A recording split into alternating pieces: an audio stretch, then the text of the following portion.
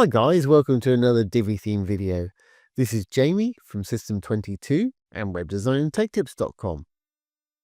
Today we got a great one. We're going to show you how to create a global footer. That means it'll appear on every page. We got our little logo here. We got our little menu. We got some legal information and we got a call to action. A little pop-up contact form here. When you click on it, it's going to pop up this contact form. Really easy to do. Great little thing to have on your site. And of course, this is fully responsive if I hit my F12 key. Here it is on an iPad. If we go down to the bottom, let's pop up that contact form. As you can see, it pops up here. They can fill it out, send it off, close it out. And of course, it will work just the same on a phone. There's our little contact form again. It's going to pop up. And again, they can fill it out, send it off, close it out. Really easy to do. So let's get started. I'm going to delete everything I've got here and we'll start from scratch. Okay, I've restored everything. We've got the default Divi footer menu and bottom bar on there. Now to create our own custom footer, what we're going to do is go down to our dashboard. Going to go down to Divi and Theme Builder right here. Once we click on that, it's going to take us to this page. Now we can add a global footer by clicking on here. And as I said earlier, a global footer is going to appear on every page. If you want a footer that just appears on a particular page, we can do a custom footer. And we've done that in different videos. And you can select what pages it actually appears on. We're going to do a global today. So I'm going to click on Add Global Footer.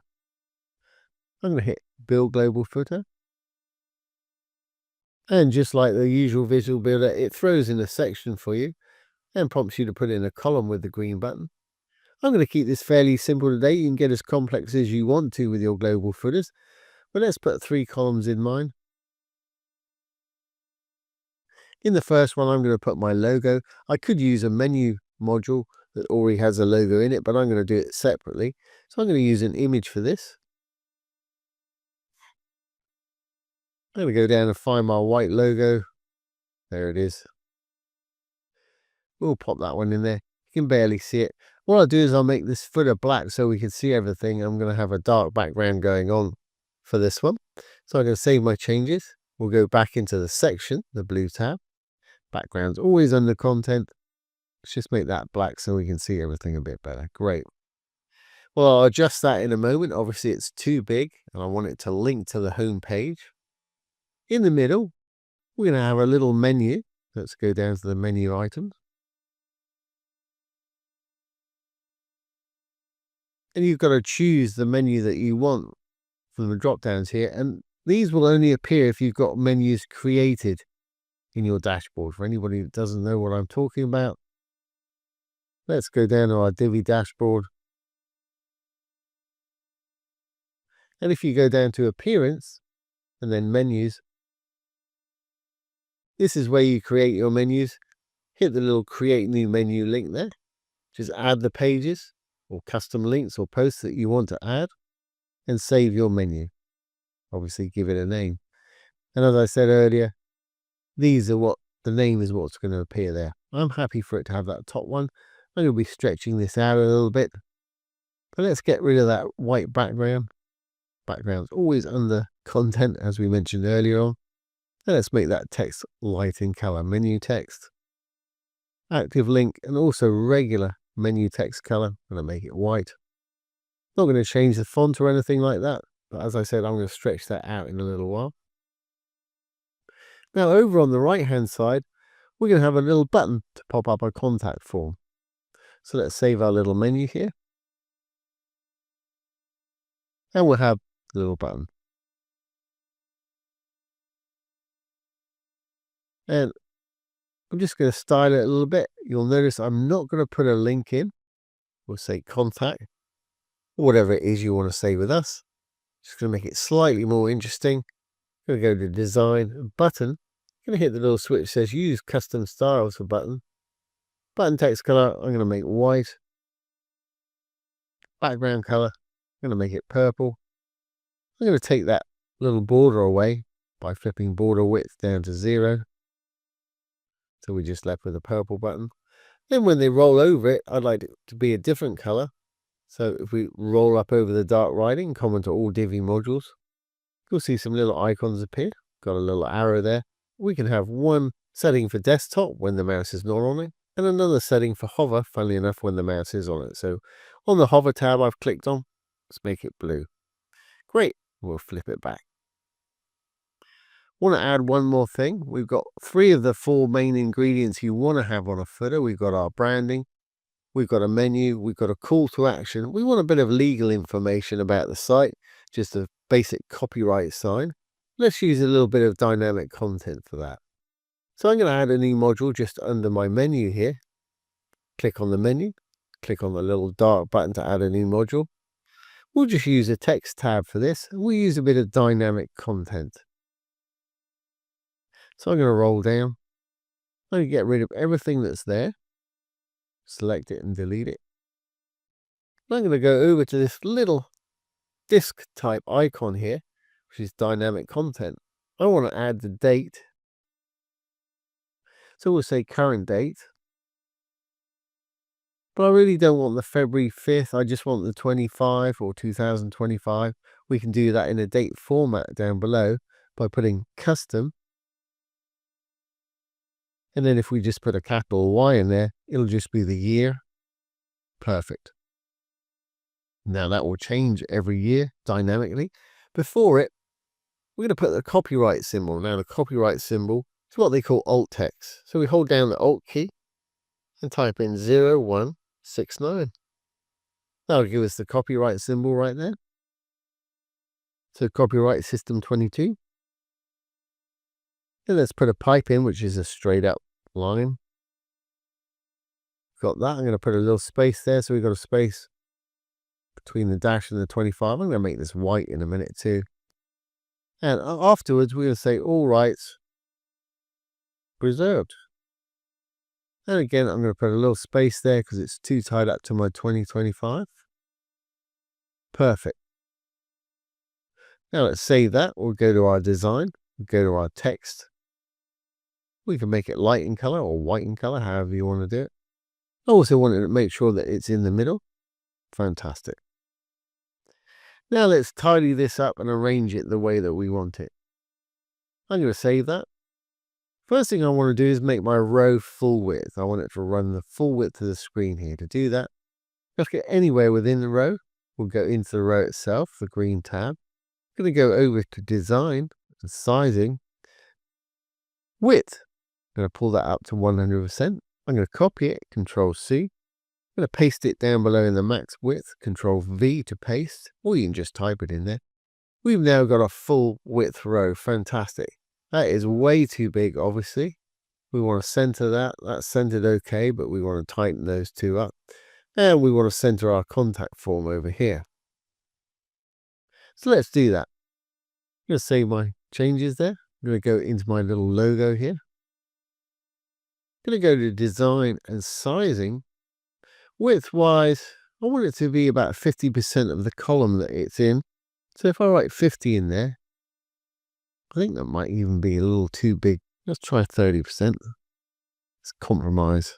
I'll give it 40%. And we want it to be in the middle. So just above sizing, we've got alignment. And you really want this link to take people back to your home page. So if we look under content, we've got link here. We can put a link in there, and you want the home URL of your site, which would be this for me. And we want to open it in the same window. We don't want to open a new tab every time they click on that. Great. Well, that's looking good. Let's go into our little menu here. We go to design, menu text. All I really want to do here is throw this in the middle. I'm happy with everything else. Our little button over here. Again, it wants to be in the middle of the column. So let's go into the button.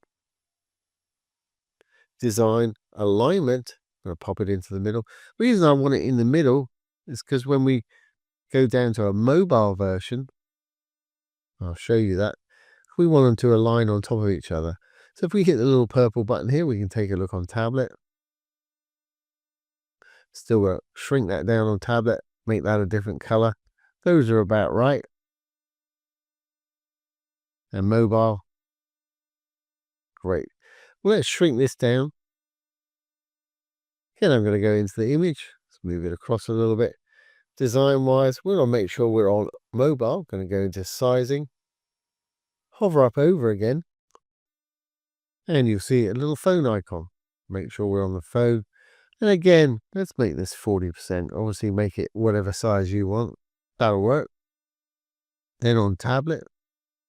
Again, probably about 50%. That'll work. Great. Now I just want to change the color of the hamburger icon. The hamburger icon appears when you go smaller than tablet. On desktop, it's just going to be a regular menu stretched out like this. So let's go down to a tablet again. We'll go into our little menu module here. Go to design. And it's under icons. Here's our little hamburger menu. You can use the little blue color we've been using or make it a purple. I'm just going to make it white. And if we roll down, I'm going to make it a little bit bigger. Something like that. Let's have a look on mobile. Make sure that's going to work. Yeah, that's great. Just on desktop though, I want to pull these two a little bit closer together and make this a little bit skinnier. So to do that, let's try changing the gutter width of our row. Green tab for the row, remember. Design. Sizing. Gutter width is the space around and to the bottom of elements. So if we change our gutter width, should tidy that up a little bit. I think we'll put it about there. I would adjust it a little bit more. I think on the one, it's just too tight to get to those without clicking on that. So let's leave it on the 2. We can go in here. We can just adjust it on the desktop version. By going in there, design and spacing, we can use a bit of negative margin to push it up a little bit.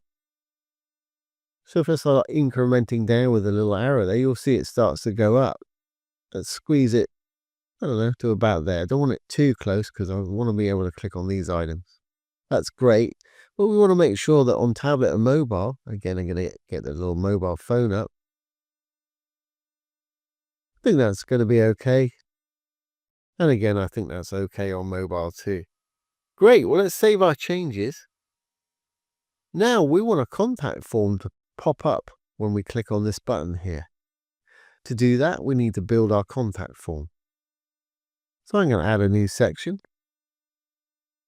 I'm going to make it a regular section. I'm going to put a single column in there. I'm going to put a contact form in there. I'm going to leave it pretty much on the generic with name, email, message. Have a look at our Divi for beginners if you want to learn how to configure one of these fully. You can add new fields this way. In the text down below, let's just say contact us. As you can see, that's popped that up there. Success message, always a good idea to have a success message. When they click on the submit button, it'll say that the message has been sent. Just to let them know something's happened. And if you want to change what the submit button says, you can type in what you want here. The important part with the email is where you want to send it. So in the email, we got to send it to you at your email, me at myemail.com, whatever your email address is that you want this form to be sent to. Not going to go into message pattern again. We've done a whole video on that before. Don't want to redirect it. When they submit it, it's just going to pop up with that message has been sent. If you want to, you can enable a redirect and take them anywhere on your site or anywhere on the web with a redirect. Spam protection, we've got a little simple capture there. You can add Google reCAPTCHA, a spam protection service. You need an API to do that. If you don't want it, just turn that off. I'm going to leave it on there. Basic capture is usually pretty handy. Not going to have a link or a background. Let's just save this. Now, this whole section is what's going to pop up here. So I'm going to give it a background color. I'm going to go into the section itself, background. Let's make it black. But I'm going to click on the field. I'm going to take the opacity down slightly so you'll get a hint of the website behind it. Also, while I'm in the section, If your form's quite long, you want to be able to scroll this section when it pops up. So what we can do is give the section a fixed height in design and sizing, or we can give it a minimum height so it can get bigger on mobile devices. Let's say 50 VH, a 50 viewable height. It's going to have a minimum. It can't get smaller than half the screen height here. Now, if you have a lot on there, like I say, on a mobile, they're going to need to scroll. So we need to move over to the advanced, go to visibility, and for vertical overflow, anything that falls below that 50 viewable height, we'll say scroll, so that we'll be able to scroll down it. Fantastic. And let's just make that contact us a lighter color, and the capture text here, going back into the contact form, design, title text. I'm going to make it white. I'm going to pop it in the middle. And I'm going to give it a little bit more space with a line height here. Fantastic. Great. I just need to do that capture text. I'm going to hit that little pencil associated with it, and we'll make that all white too. Great. We've got our contact form now. So how are we going to make this happen? How are we going to make this button pop up this contact form? Really easy. Elegant Themes has supplied some code for us, and I'll put this URL down below the video in a moment. If we go halfway down the page here, we're going to find some CSS code. We want to select all of this from the closing curly bracket there, all the way up to body at the top. Make sure you get all of it. We're going to copy it, Control C to copy, or right click and copy, however you like to do it. Going to go down to our dashboard again. Once at the dashboard, we're going to go down to Divi. We're going to go down to Theme Options. That'll take us to this page. We're under the General tab. We want to roll down. At the bottom, there's a Custom CSS field. Anything in there you can scoot down, or you can put this new code on the bottom if you want. Always a good idea to give CSS code a title. It makes it easier for people to find things, especially if people edit the site after you. It's a real courtesy. So a title is // Anything written between the stars will not be read as code. So let's just say Lightbox. Now the code we've got copied to our clipboard, we can just drop down and paste it in there, Control V to paste. And we'll go over this a little bit in a minute if you want to change a few things around. So let's put that in there. Great. We need to make sure we hit the Save Changes till we get a little green check mark like that. Now, if we go back to the Elegant Themes page here, if we scroll down a little bit more, we've got some JavaScript. And this is the script that's telling certain class to pop up a certain different class, which is basically our button will be popping up our contact form. So we're going to copy it from the closing script tags to the opening script tags, making sure not to miss anything. Control C to copy. We're going to go back to our theme options where we were before. This time we're going to roll back up to the top. We're going to go over to integration, where it says add the code to the head of your blog. I'm going to put my cursor in there, paste that JavaScript in. Fantastic. And again, hit the Save Changes till you get that little green check mark. Fantastic. Now, if we look at this, it's a great read. I would suggest you read it. If we go back up a bit, it's telling us that to make something pop up, we need to assign the something class name of ETLB content 1. And you can do more than one button and more than one bit of content. You just have to increment that up, and it tells you how to do that at the bottom of this article. So I'm going to copy that, ETLB content 1.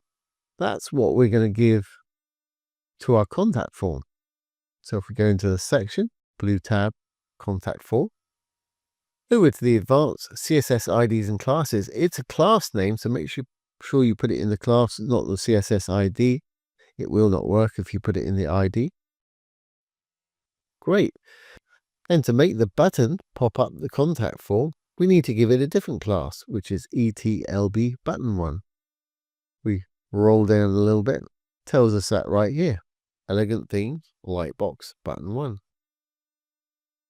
So 1 will pop up 1. If you've got more buttons and more content, just put a 2 there and a 2. 2 will pop up 2, etc. And we've done that in different videos before now. So we've got our button CSS code. If we go back here, we can go into our button. Remember, I didn't put a link in this button. I'm going to go into the button. There's no link in there. We're going to go over the advanced again, CSS ID and classes. Again, make sure put it in the class and not the ID, button 1. And we should be good to go. Just going to skinny up our little nav bar there. Let's go in and take any padding away from the section itself. Going to go to design, padding and margin, always under design and spacing. Let's put a 0 in there. Take it away from the top. Hit the chain, take it away from the bottom. I think that's going to work for me. Need to push that button down just a little bit, maybe. So we can do that very easily with a little bit of padding or even a bit of margin on the top. We'll go into the button. Again, I'm going to go to design and spacing. This time we'll use margin because if I put padding on the top of this, it'll make that button fatter on the top like that. So I don't want that. Let's just start incrementing till it looks about right. Something like that. Great. Let's save our changes. Save our changes at the bottom of the page here. We'll X out. Make sure everything's saved here. We've got our new global header here. If we go back to our page now, there's the generic footer with a widget bar, a footer menu, and just some generic credits from Elegant Themes there. When I refresh now, we've got our new global footer down there. We've got our logo that's going to take us back to the home page. We've got our menu. We've got our little copyright statement. And we've got a contact button that's going to change color. And when I click on it, pops up our little contact form there. Fantastic. They can fill it out, send it off, and close it. Now I'm using a dark background on my pop-up at the moment. If you're using a light background, you may have trouble seeing your little X up there. You can really easily change the color of it, and I'll show you how in just a moment. Let's just check this is going to work on tablet and mobile. So again, I'm going to hit my F12 key. Here we got it on a 12. There's our contact form. It fits on the page, so we don't need to scroll. And we'll look on an iPad. Again, plenty of room. Now, what I was saying about this little cross there, let's get rid of my inspector now. If you wanted to make that a different color, we can go back into our CSS and do that very easily. Go back to our theme options. So it's down to Divi under the General tab. Back down to that custom CSS. They've put a little note in for us, which is great. If we roll down a little bit here, I might want to spell lightbox correctly, it'd be nice. If we roll down a little bit here, they put a note, color of the closing icon. At the moment, it's white, which is CSS3 for white, FFF. You can make it black by putting 000, or you can use web colors or RGBA. Make it red. Just going to type a red in there. And if you wanted to move it further over to the right, you can adjust this value, or further over the left, it's a negative value, put it the other way. If you wanted it further down from the top, that's a negative value. You could decrease that value right there. But I'm happy with it just to be turning red. So let's make sure we save our changes now. We've changed that to red. We'll go back here. Let's refresh this page. Now when we pop up the contact form, as you can see, it's got a little red X there. So whatever color pop-up you're using background wise, like I said, I've got a dark one that shows a hint of the website behind it. That works nicely. And we just recently done this for a client actually, and they love it. So there you go, guys. There's how to create a global footer with a pop-up contact form. I hope you've enjoyed this today and found it useful. Don't forget, if you've got any questions, pop them down below. I'll do my best to answer them for you, or make a little demo video like this one. If you create something for yourself with this today, throw your URL down below. We'd love to take a look at what you've come up with. So once again, this has been Jamie from System22 and webdesignandtechtips.com. Thanks for watching. Have a great day.